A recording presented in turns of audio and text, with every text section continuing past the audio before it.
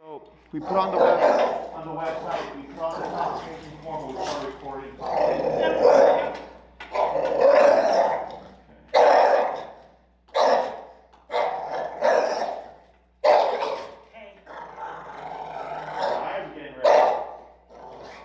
Oh, you're going to see him at his worst today.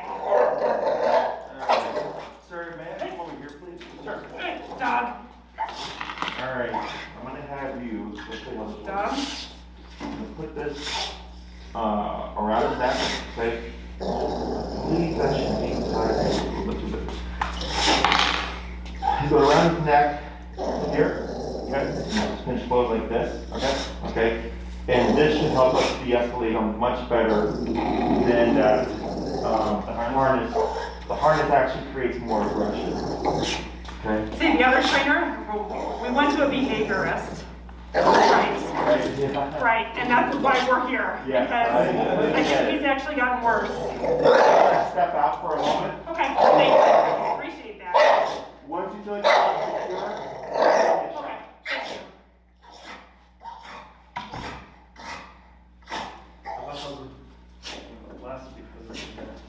No, he hasn't worked. No, because he has more control over us.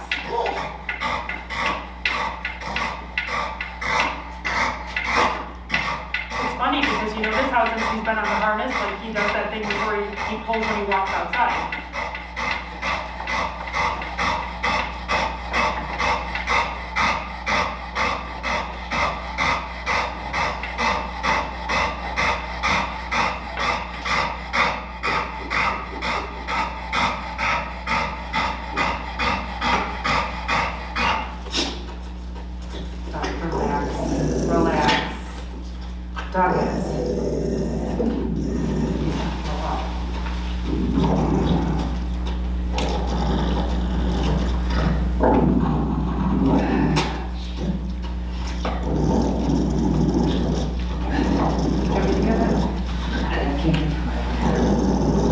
You gotta put this, you gotta bend it in. We got one. I know.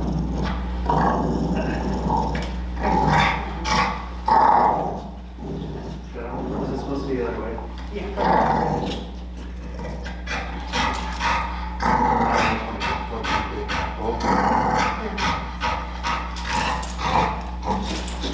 Alright, stop. Yeah, I just got down.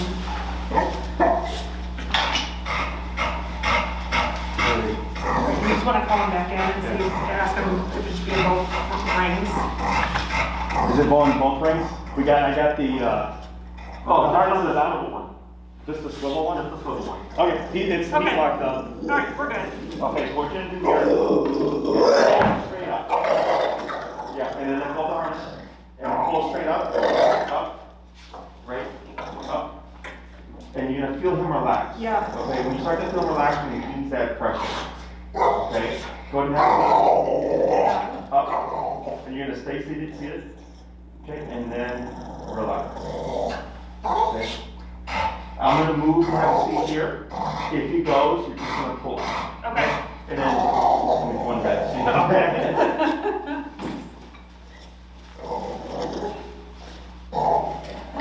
Right? Relax. All right. Doug, correct? Yeah. Alrighty. So I believe this is the guy that walks with you. Yes. Is that correct? And Yes. you've got two Promiscu brothers. Yes, that's right. Okay. One's 4 years old and one's 1 year old. Right. Okay. And they've been socialized, and I think it was more social general control over them. So we got the 4-year-old Pomsky first, from a breeder. He was a rescue. So he was, well, from what we've ascertained based on his behavior, when he was at when I'm sure you've heard this 100 times, when he was at the rescue center, the shelter, he didn't act like this. We got him home, you know, started crating him and realized, holy crap, when he comes out of the crate, he's ready to fight. So he was trained, obviously, something from a young age to be aggressive, forcefully. He's fine with the other dogs. I mean, the only time that we have an issue with them is when they're outside. So they generally do okay on walks together. It's when there are other people or dogs come near us. It's funny because he actually used to be more reactive. Now he's kind of eased off a little bit, and it's the other guys, but they all rile each other up, as you can appreciate.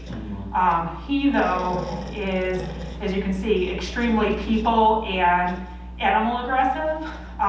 And from what we can figure out, it's fear-based. I mean, he's afraid of everything outside of our four walls.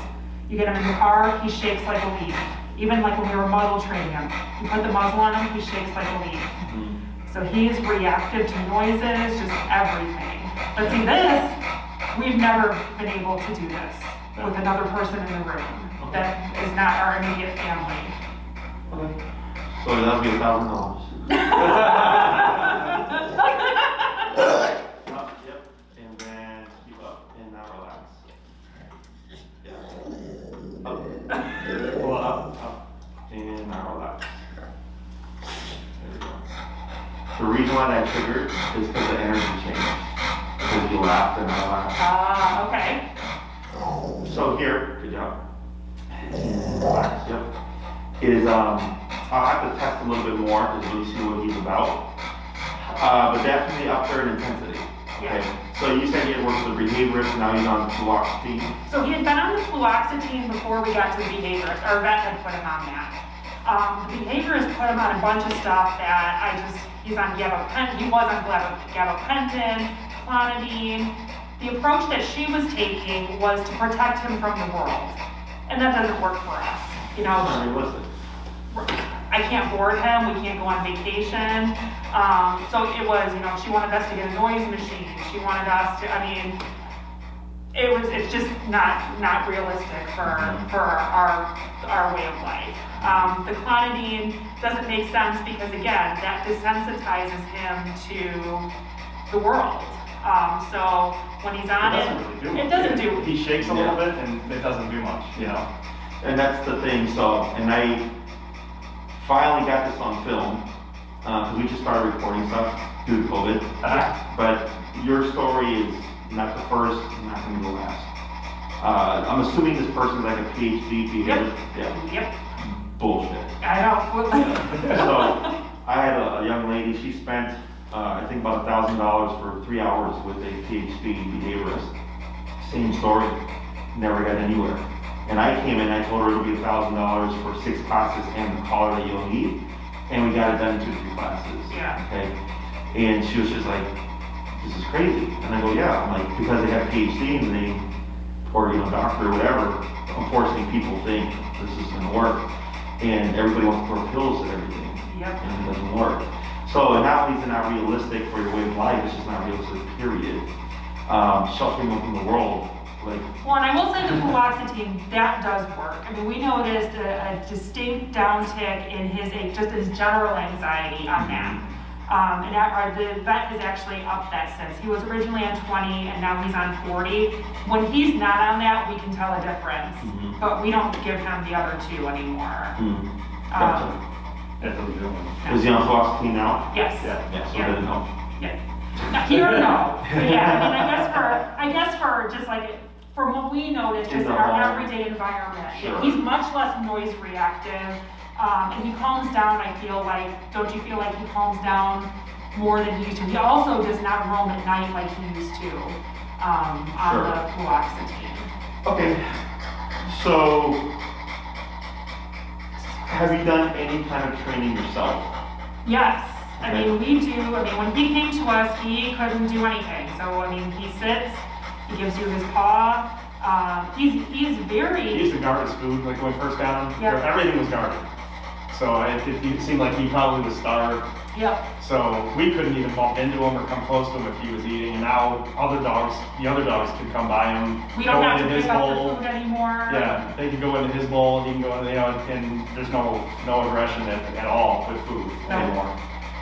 So yeah, he has come, I mean, since we've gotten him, he has come a long way. I mean, if you tell him, I mean, if we were to do our look thing, I mean, we were other behaviorists was having us do life skills training, that, I mean, he did previously, he's fine with that. He needs to get reacclimated and comfortable to be able to trust other people and other animals. And his issues are more so trust related, Everything's a threat. potentially based on, you know, the fighting or whatever he was being trained to do when he was rescued.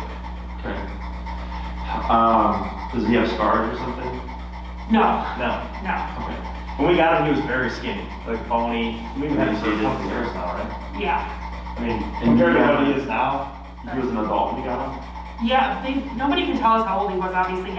We're guessing we got him when he was 2 or 3. Okay. He's probably 5 or 6 now. Okay.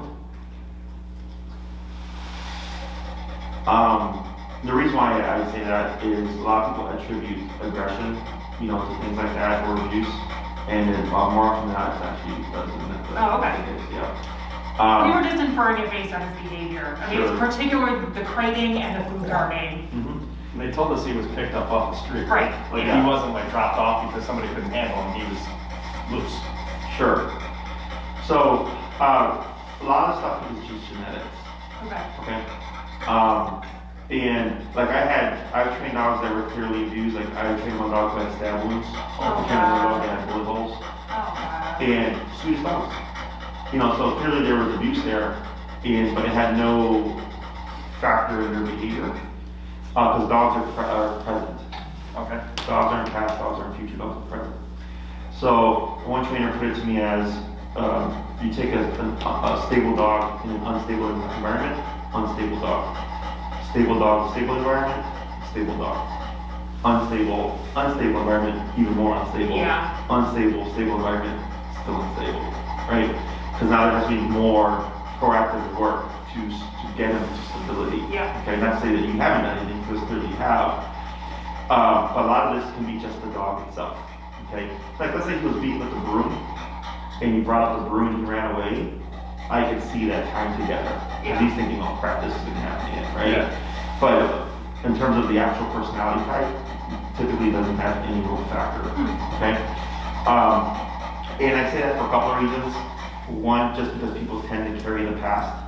And when I work with people who think their dogs have been abused, it affects how they interact with the dog. Sure. And also affects how they follow through with training, Okay. right? Because they feel bad. So they're like, oh, well, I don't want to hurt the dog. So that's how we started out. That's why we went to the behaviorist first, and we realized if we don't do something with him, he is gonna hurt somebody. I mean, we have to get him under control. And I don't want him, I mean, he's the sweetest, like I said. I mean, he is, in our 4 walls, he's a teddy bear. He's snuggly, he's so sweet, he's great from the day that the little puppy came home, that Ernie worships him. I mean, they're bonded, but it's just the interaction with people he doesn't know, or, you know, in environments outside the home, you know, we want him to, you know, have a more enjoyable and, you know, relaxed life, have better control over himself, so that we all can have a better experience. Correct, yeah. I keep thinking like French pit bull, like a French bulldog pit bull, kind of them. I think it's a staffy. Yeah, it's just his ears and his face and stuff, kind of reminds me of a French bulldog. Yeah, it does. Yeah, okay. So before reaching out, I'm assuming you've done research on us. Yes. Yeah, and how'd you find us? Though? Yeah. I'm sorry? How'd you find us? Google search initially, yeah, and then I checked all the reviews and whatnot, yep. Okay. So, this is my specialty, okay, behavior, more so around aggression. So here, I'm not really picking up anxiety. I think you have more so a nervous dog. Okay, I have to test a couple of things, but that's more what I'm picking up.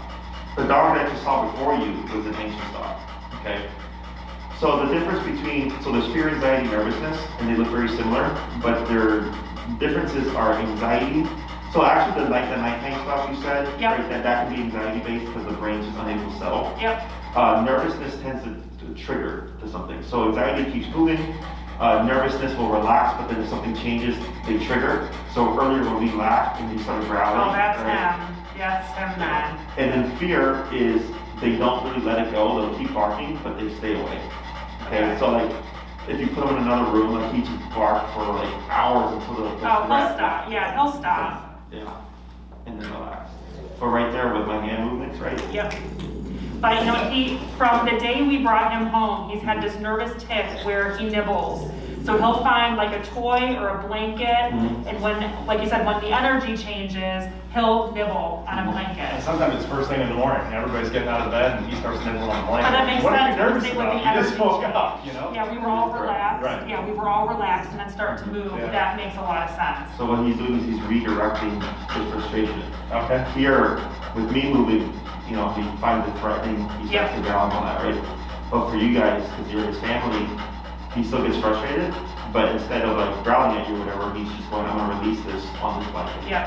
So dogs are very much mouth-based, panting, salivating, licking, chewing, biting, barking, nibbling, suckling, all those things, right? To express emotion, okay? So, here with a case like this, the reason why that Prong is able to settle him and why harnesses are just terrible, terrible things is that harnesses are meant for pulling for one. Huskies pull sleds with harnesses because they want nothing, right? They don't want that happening to the dog. But also agitates and creates or doubles and triples the dog's emotional state. So if he's in a frustrated, aggressive, nervous state, whatever, you're actually amplifying it, okay? So that's why we kept holding him. He was just pissed off, and I was like, well, that's not gonna work. Yeah. We need to have a conversation. I go get a prong collar, okay? Now this prong collar is a Band-Aid for now. The reason why it's effective is because we're talking his language, and that's by biting him. So when you pull straight up, you're putting pressure on the prongs, and you're biting him, that's like another dog would. And then when he relaxes, you're easing up on that bite, okay? The other thing that you're doing is you're pulling straight up. When we pull back or up and back, we create more agitation, regardless of the tool that you're using, okay? Up de-escalates, back and back escalates, okay? Okay. So when you have right knowledge with the right tools, we can have at least a decent conversation. Yep. Harnesses, we would use like, and again, husky spoon sleds, or like for instance in protection technique, when we train a dog to actively be aggressive on command, we have them on harness because we want them to get pissed off. So we have the person holding the dog back, much like you were when you came in. Yep. And then we have the antagonizer who's sitting there pissing the dog off. Dog starts to grumble, starts to growl, right? It creates suspicion and agitation. And then we build it to where the dog wants to lunge and bite, and then we just keep stacking on that, but we start with a harness. Because again, we want nothing inhibiting the throat, we want nothing to like back the dog off. We wouldn't use a prong, so the dog gets the prong, it's gonna kill the drive that we're trying to create, okay? So that's why you're having issues, Yeah. okay? Yeah. And then a lot of times what happens with clients is when they get puppies, they put them on a harness because they don't want the puppy to, you know, choke themselves. I get it. But then over time, when it's going from happy-go-lucky puppy, becomes frustrated puppy because it keeps pulling them away from dogs, becomes agitated puppy, becomes aggressive dog. Because over the course of time, every time they see a dog, the owner pulls them back. So the dog associates negative attention to that dog, all dogs, and over time they make the dog antisocial. That makes sense. Yeah, so it's super common.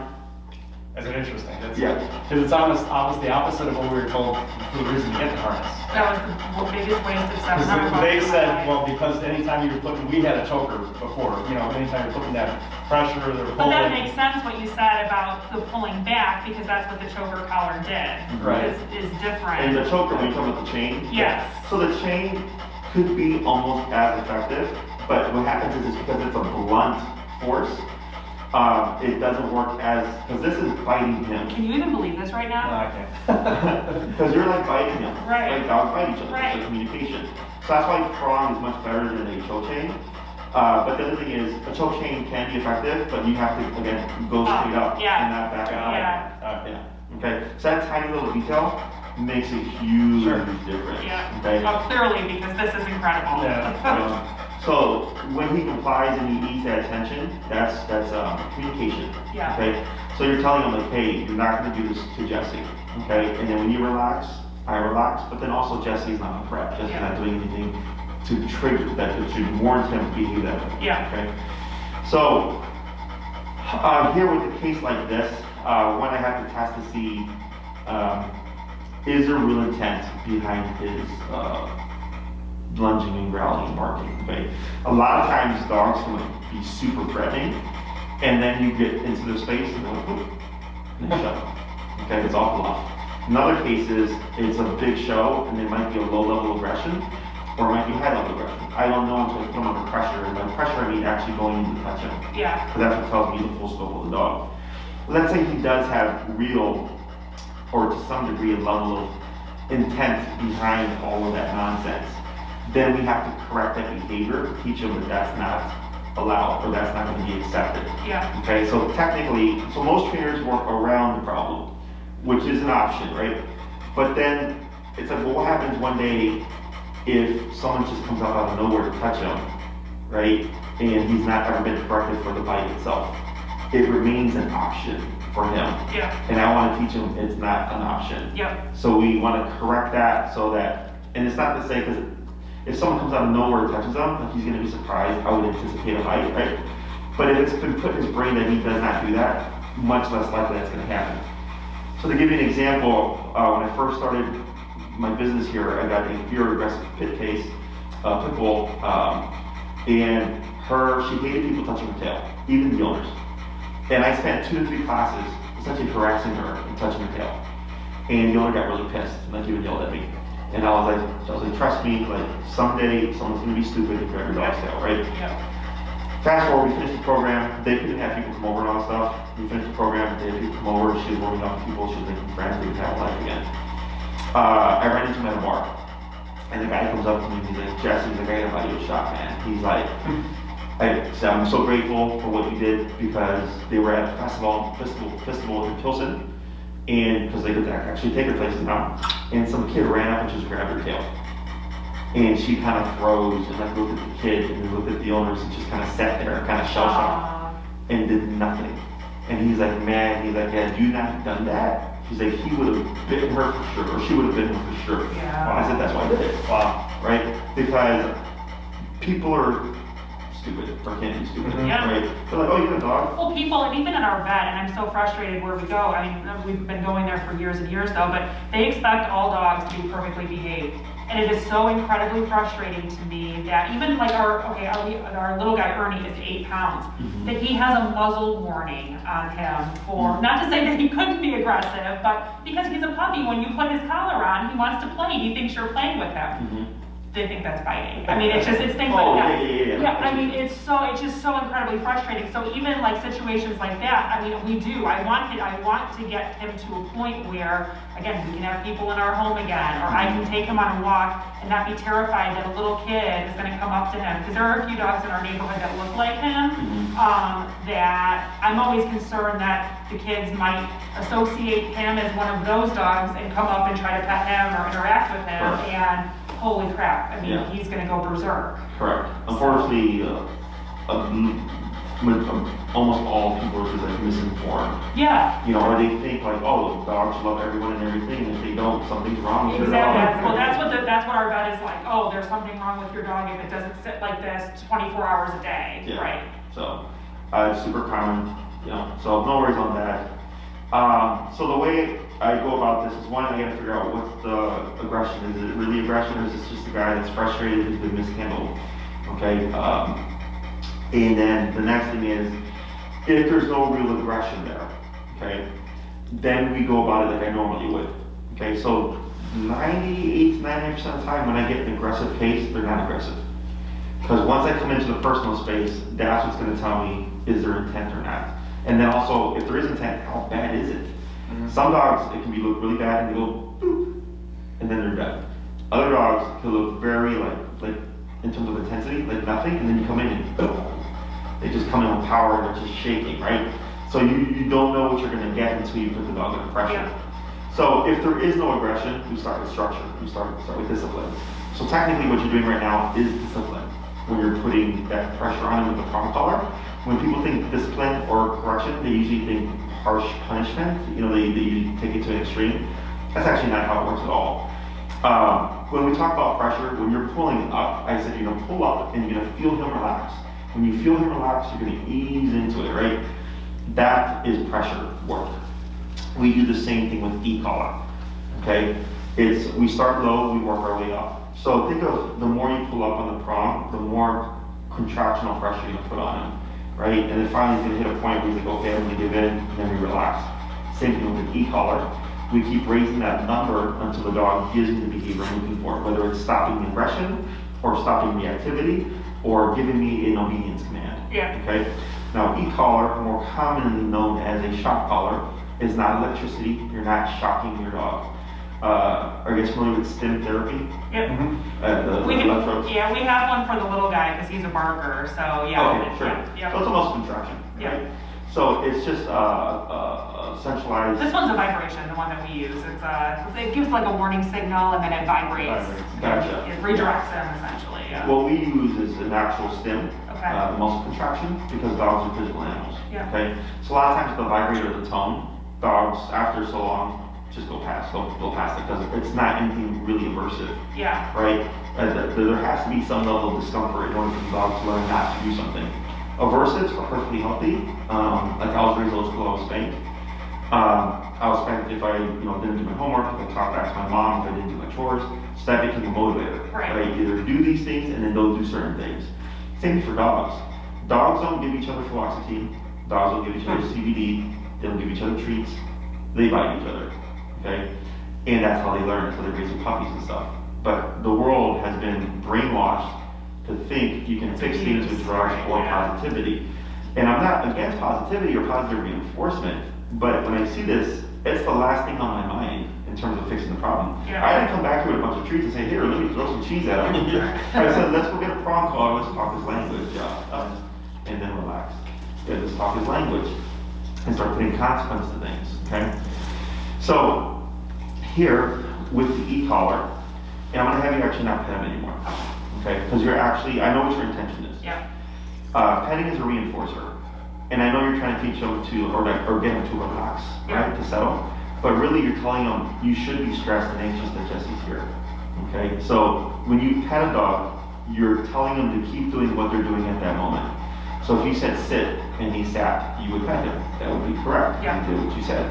But if you're trying to get him to relax because he's anxious or nervous or aggressive or whatever, you're actually telling him, continue to be anxious, nervous, and more aggressive. wow, okay, I didn't realize that either. Mhm. Well, I'm gonna stop putting him in the car then, because he gets all upset in the car. Yeah, what you would do is exactly what you've been doing, just upping that prong and then relax. Yeah, okay.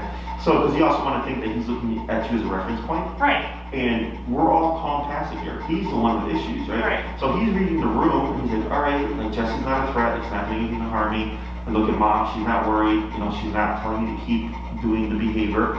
Dad, she's staying, just sitting there, okay. And then this is actually partially how we can start to create trust, is him learning like, oh, I can be in the presence of somebody and not be in this aroused or aggressive state. yeah, Okay, so that's how we start creating habits. Sure. So, if there was real aggression, what we do, put a suit on, come in, have at it, buddy, and correct them for the biting itself. Now with the e-collar, what's great is that he doesn't know where it's coming from.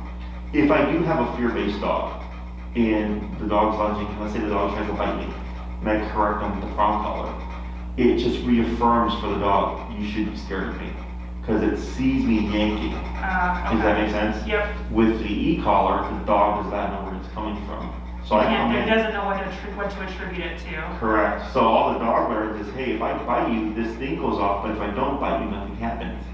So then when I go to continue touching him, and he's like, all right, he's like, I bit you, I got corrected, nothing happened, you're still touching me, and nothing's happening. Nothing bad is happening for you, nothing bad is happening on my neck, right? And that's how we start to reprogram their Gotcha. brain.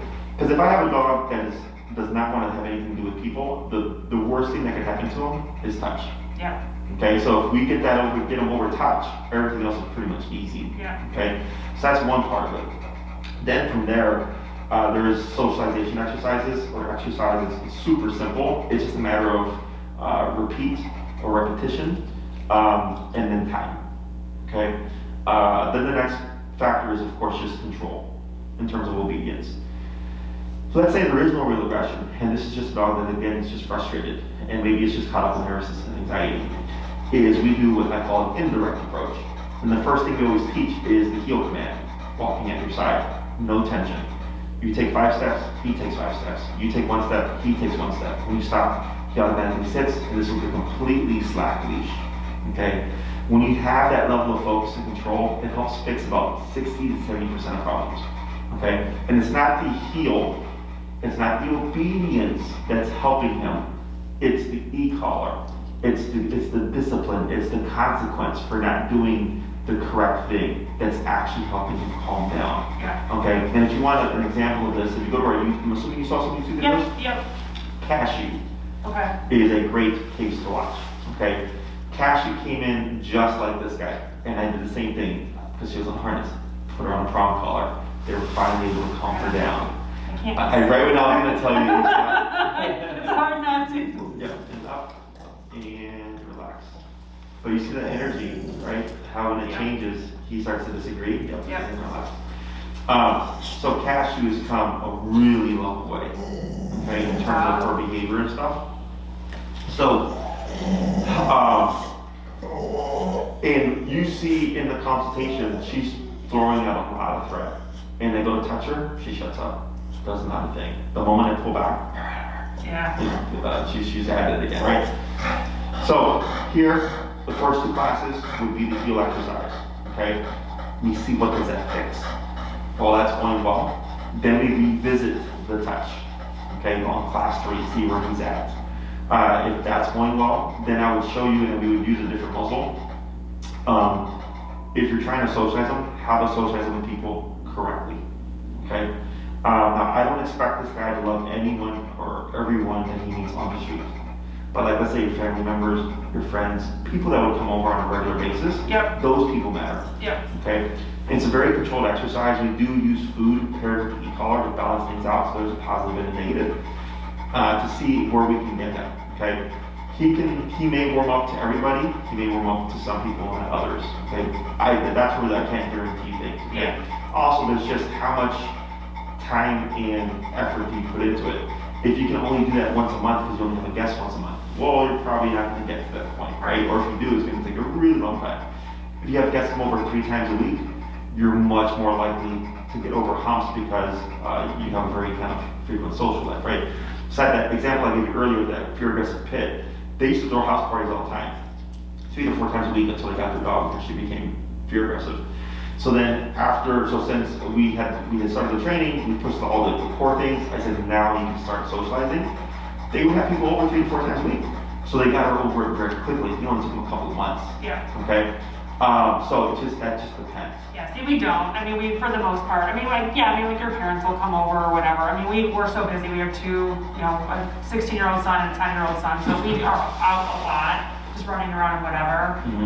But it's important, especially with the 16-year-old, for them to be able to have friends over, when they want to. More so, we would like to be able to board him again, to be able to get him comfortable with a place that he's comfortable with, that he's familiar with, and the people, the staff that he's familiar with, to be able to be comfortable in that environment and behave himself in that environment. Yes. So like here, he'd be able to board with us. Yeah. I had a case like they did one class and 2 days later they had to travel. So they brought their dog in 2 days later, and their dog actually tried to attack us off when they tried to finger him. Aww. So, because she got off the muzzle, she popped out her collar. So, but she ended up boarding here, she was fine, no problem. Because once she was out away from the owner, she was perfectly fine. So, but we would be a resource for you in terms of that. And then, because we reinforce everything that you would be learning from us. Well, that's important to me too, to us, because again, where we were boarding him at the vet, there was a girl initially who was very pet friendly and she would take to him, and so he was okay. She got pregnant, she left, and then we had another girl, and then after that girl left, they basically said, stop bringing him because nobody wants to manage him. Yeah, sure. So, which I don't feel is fair to him, but again, they clearly don't use the same philosophies that you do, because now that we've talked through this, it makes a hell of a lot of sense. Yeah. With the physical, because we see how they play. I mean, they're always biting each other and. Yeah, that's how they show affection. Right. Some dogs nibble as a form of affection, and even humans, we're physical as well, right? Like we hold hands with our significant others, we hug, we kiss, we get into conversation, right? So we're physical as well. It's just now we have language to also convey these things, right? Sure. So dogs are all about physicality. In terms of like length of time and just like cost and all that, we have a number of options. I have to test this guy's aggression though, because that's what's gonna tell me the real truth. You guys came at 5. I thought. We came at 5, yeah. Okay. I'm gonna have, how confident do you feel with being able to hold it? Oh, I'm fine. Okay. So I'm gonna step out real quick. I'm gonna have you remove the muzzle. I'm gonna grab my sleeve, which Okay. allows me to make contact with him Okay. so that he can bite, because I wanna see, is there really any intent there, or are you just bluffing? Okay. And then from there, I can give you an idea, because I have someone coming immediately after you, so I Okay. take care of that. I'll be right back. So take the muzzle off then. Correct. Do you want to do it? Okay. As long as you're out. All right, Doug. I don't They say it's harness because the here Yes. makes it bad. Up here, pulling is not a big deal. Well, clearly, I didn't attribute it to harness before, but he's gotten so much worse outside. Well, the cops use those for their dogs when they're not. Those are always like on. And here, you're not gonna pull up. You're just gonna restrain like you were before. Okay. Okay.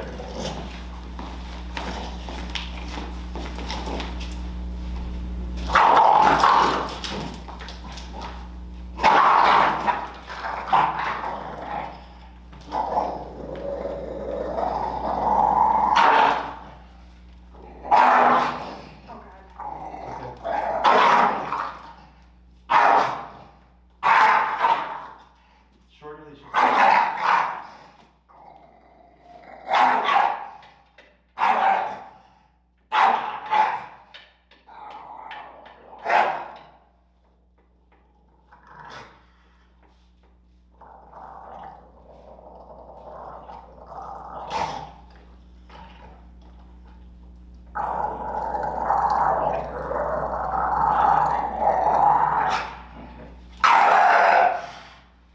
So now I'm going to muzzle him again. I'm going to step out real quick. Sit. Just give me a shot. Doug, sit. Sit.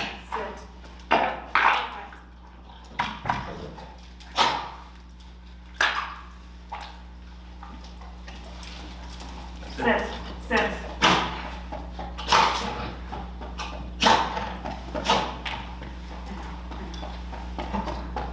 We're almost done. We're almost done.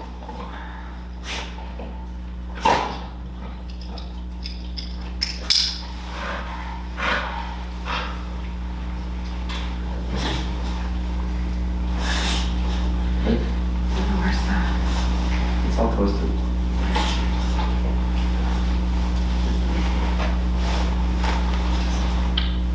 Where's the logo? It's all twisted. Right here, right here. Hold on. You should have it on there. All set? Just a second. 1 second. Oh. Tighten it up.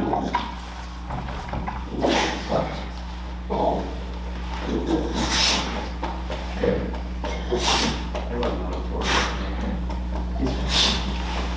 Okay, we're good.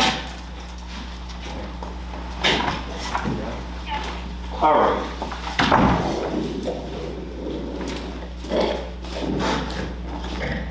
Go a little bit more up and relax. There we go. It's a little grounding.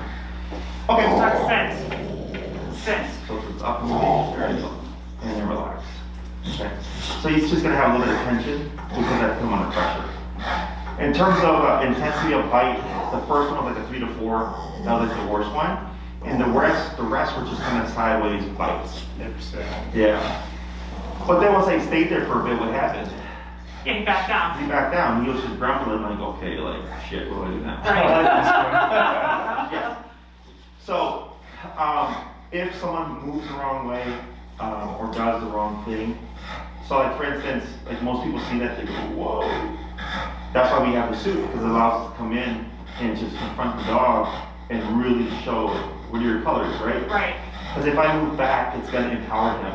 So that's actually what happened. When I stopped touching him and then moved back, he Right. came out even more intense, right? So I'm taking off that pressure. And he's a weaker energy. So that's when he found his moment. Like, now I'm going to be a tough guy again. Yeah. So we could keep playing that game where I move in and he back off going, oh crap. But when I move away, he move forward, right? So you have a few options. definitely this is a case where, in my opinion, you want to do more rather than less. Yep. Okay? So I'll give you your options, you pick and choose what you want to do, and then we go from there. Okay. The way I operate is I look at the problem, I also have a good understanding of what the problem is, and everything that we do is going to be to get as much control or to target that problem. So as long as he's settled, we should be fine. Fix this, okay?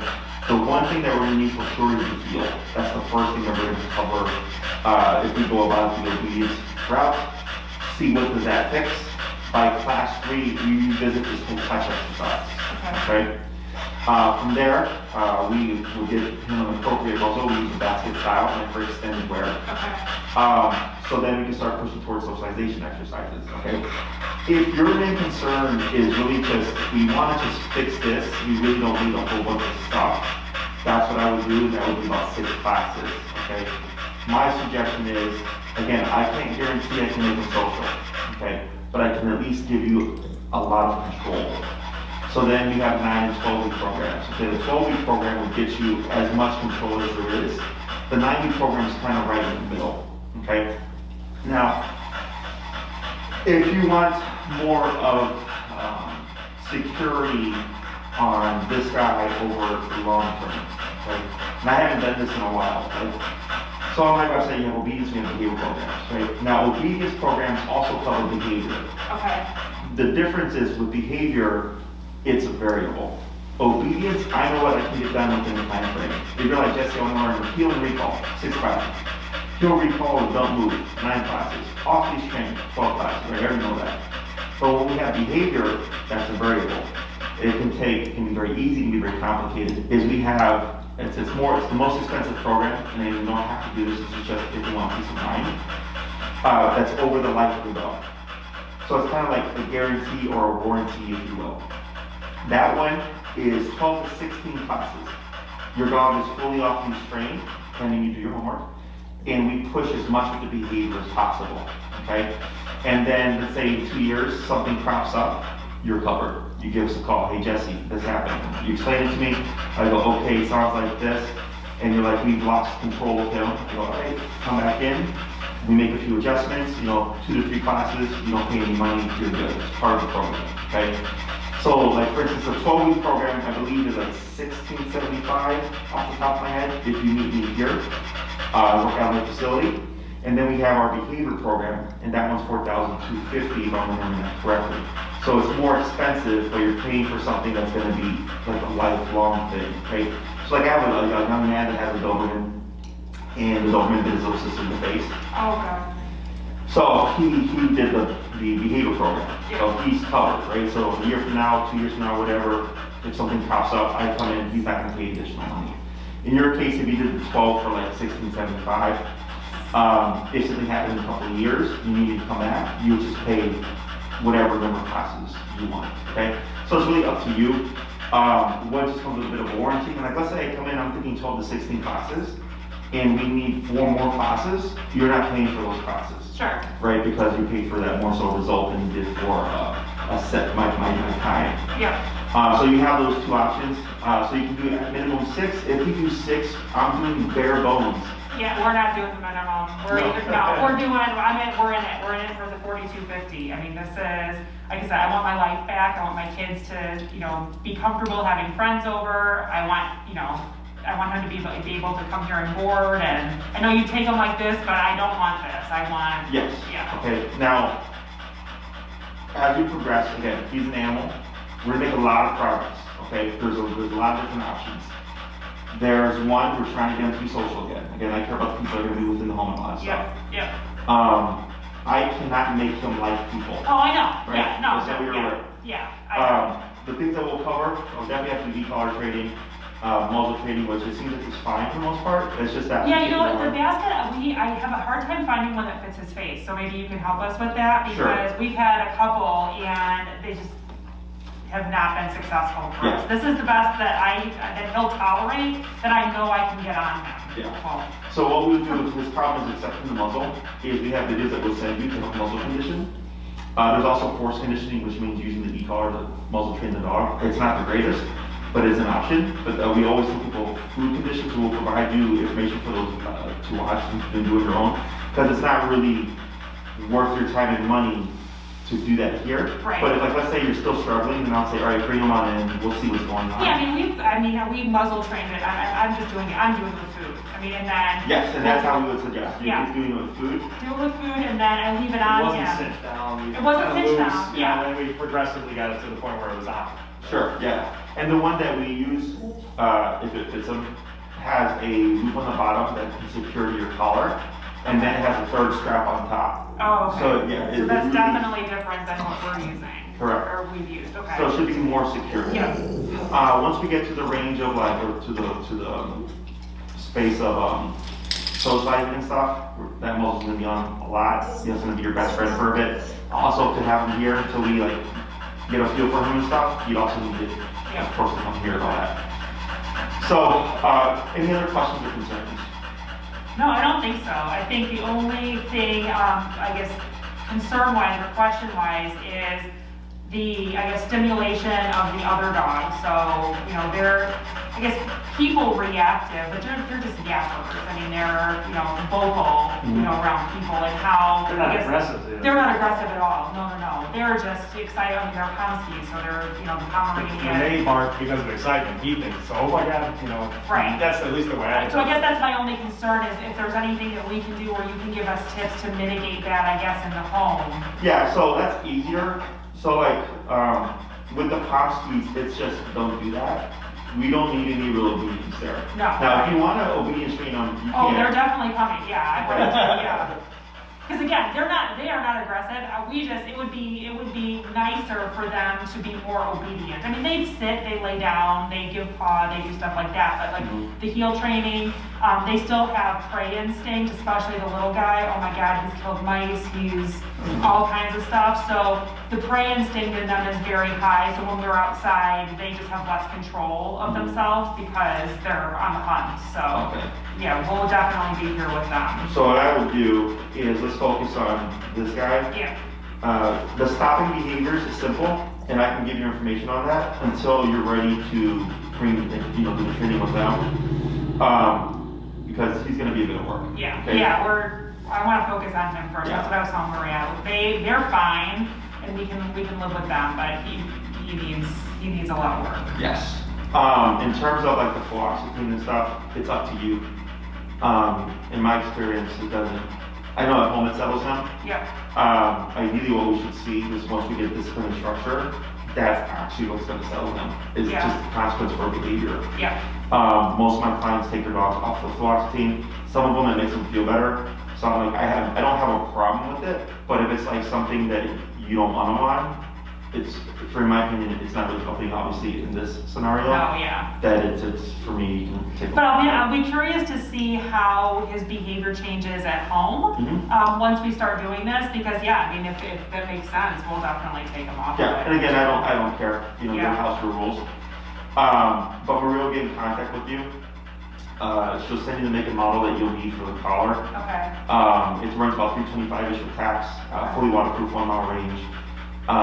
Meant for big boys, 70 pounds and over, because we want to be able to override any aggressive responses and all that stuff. And then just take it from there. Any other questions, any kind of concerns? I don't think so. No, I don't think so. Oh, what about like regular walks? So obviously he's on this collar for this type of. Should he be on this all the time? No, so only when you need it, right? So like, let's say guests are gonna come over, you're gonna take them on a walk, you're gonna have your equipment on. If he's a great dog, otherwise, you don't need it. Okay? But just assume going forward, anytime you're gonna take him out for a walk, or people are gonna come over and stuff like that, once we get to that point, Yeah. he's gonna have that equipment on, okay? And then also. And you would take him off the harness completely then? Oh, Back on? yeah, absolutely. Okay. Yeah, All right. for sure. All right. Because it's not helping and it's making things. You're gonna go out and go to the bathroom, whatever, and that's, yeah. Right, Well, go what's on. gonna happen is, if you take him on the harness and you see someone and he triggers, what are you gonna do now? Right, yeah, I don't want mixed messages, yeah. Yeah, and the reason is, because dogs aren't like people, they're not proactive. So you can decide one day, like, we're tired of this, let's go like find somebody, right, and do research and all that stuff. He doesn't, he's Right. reactive. Right, So if I start getting noisy, he starts to grumble and growl, right? Mhm. So if that collar's on, think of that collar's a cop. Okay, so like most people speed on the expressway, not many people, right? Yeah, you know. But when they see a squad Especially car, now. yeah, especially now. But when you see a squad car, what happens? Right. Slow down. Right. Now there's a consequence. So think of the e-collar as that same kind of concept, right? The Okay. cop and collar. It's just going to help them chill. Okay. So it's not that the methods don't work or anything like that. It's because dogs or all animals are opportunistic, including humans. So if it's not on, and there's nothing to cap that nervousness or whatever, he's gonna feed into it. Yeah. But having it on, what we're gonna do is we're gonna disrupt the pattern. Because it's you know, let's say nervousness, stimuli, reaction. And what we're gonna do is nervousness, stimuli, and before the reaction or when the reaction happens, correction to stop the process. Yeah. So then he starts anticipating a correction. So then instead of going forward, he goes, what happens if I don't do anything? Yeah. There's nothing. Okay, so then he starts to break habits. And that's what takes time and repetition. Yeah. And also the appropriate power. Because that's essentially what you did. Right. Right? Yeah. It was action and then response. And then little by little, he's gotten calmer and calmer. Yeah. Right? So it's the same thing, but at the press of a button. Okay? And with the e-collar, you get completely on and off leash control. You know, so if like you were to be off leash and see someone 20 feet away when you're early in the training, he runs, like you can stop him and make him return. Yeah. Okay, so it gives you the full control, as close to 100% of control you can get. Okay? Yeah. Anything else? I'm just curious, you know, like, so we're sitting here, you know, he might hear a noise out there. So we're trying to control his reaction to people, but something out there might be, you know, so do you, any noise, any stimulation, do you want him to come down from? Or Yes and no. So like, let's Okay. say in your home, because we have security as well, right? I don't need them barking at people walking by the front window and all that stuff, right? Because you know it's not threatening. Right. We would curb all. Right. But if someone tried to break your window, that's a completely different context. He would still trigger. Got it. Yeah. Okay. You would have to break your window and correct him for that. Yeah. That makes sense. Yeah, I mean, I still want him to bark when people come to the door, or things like that, you know, UPS or whatever. But yeah, you're right. Well, I mean, and he doesn't. I mean, No. he does. I mean, he Well, I just barks- listen here a little bit. He's growling at the door because he hears something out there. Right. But Correct. you know, so do we correct him because of, in general, Yeah. in this environment, we want him to Yeah, stop? you determine that, right? Okay. So like you know what he should trigger over and what he shouldn't trigger over. Got it. And then with a guy like him, you want to be more strict Okay. because of that issue. Got it. Okay, if Okay. he was like the average dog that just barks at stuff, you know, I'm like, you have a bigger window. Right. But because there's clearly some kind of, you know, behavioral issue there, you Yeah. want to be more strict. But even when the Huskies bark and stuff, he doesn't always Not as much react. anymore. No. I mean, they bark at everything, and he really picks and chooses. I mean, if somebody comes to the door, or he hates like the school bus or the garbage truck or whatever, that's what he'll bark No, he at. thinks Jack's coming on. Right, yeah, he gets excited. Yeah. So Maria will be in contact with you. Okay, She'll break down everything. She'll send you a form and all that stuff. okay. Where are you guys located? We're in Lockport, so way down south. Right, Joliet? Oh, wow, yeah, you're down there. What do you guys feel? I feel so important. In Yeah, the snow. So, what we do is, I'm still doing home visits, but most of the stuff will be here. And then when we get to the stuff where it's like, okay, now we have to do it home, you get a discounted travel rate because they're doing, if you do the bigger program. Yeah. Because they're like, well, you're already investing that much, we cut you slack on the travel. And we can do that on an as-needed basis. Okay. So we do all the foundational stuff and everything here. Then it's like we're ready for the in-home stuff. We do a couple of classes, and if you find that everything's going well in the home, then you're good. Okay. Otherwise, if anything keeps coming out, again, you're covered. You would just pay for the travel fee. Okay. Anything else? No, I think that's good. Thank you. This was mind-blowing. Yeah. I'm really, really excited to get started. Perfect. So I guess as far as classes are concerned, I guess that'd be my only other question is how often would be? Once a week for an Once a hour. week, okay, Yep. okay. And then, if I don't see you for a week, because of scheduling or whatever, because you'll get like recurring time ideally. But if Okay. you have rotating schedules and stuff, sometimes you don't line up. Yep. It just gives you more time to do stuff. Yep. Now, do factor in that we are in the middle of winter. Right, So, that, the stuff that I give you, some of it is outside. Yep. You're gonna have to be outside for a little bit, Yeah. okay? But otherwise, most of the stuff is in home, but the heel, of course, has to be done outside, because that's where distraction and stimuli. Sure. And we just see, each week it's just picking up where we left off. Okay. So I'm gonna step out, I'm gonna have you go ahead and, get them muzzled up and stuff, because I think my other consultation came. Okay, And then you can keep them on the prong, and then I wanna tell my employee, and once you switch him outside, he'll Yep. take the prong from you there. okay, Okay. perfect. You're welcome. Okay, thank you so much.